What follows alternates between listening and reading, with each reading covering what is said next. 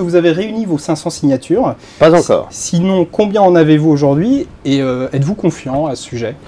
J'ai à peu près 300 signatures aujourd'hui. J'ai commencé il y a 3 semaines. Bon, voilà, c'est bien entendu un exercice qui est toujours un peu délicat, mais je dis aux maires que leur parrainage, c'est pas forcément simplement soutenir quelqu'un.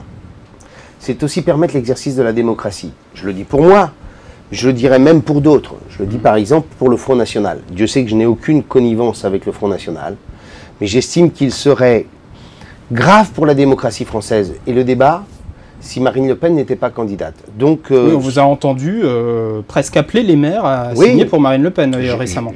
Oui, hier, je dis que si j'avais beaucoup plus que 500 signatures, j'inviterais éventuellement, dans l'hypothèse où elle n'en aurait pas assez, j'inviterais des maires, en indiquant très bien, très clairement qu'il ne s'agit pas d'une expression politique, mais simplement la participation à un exercice démocratique. Faire en sorte que le débat ait lieu devant les Français et non pas dans la rue. Donc le Front National est un parti républicain comme les autres?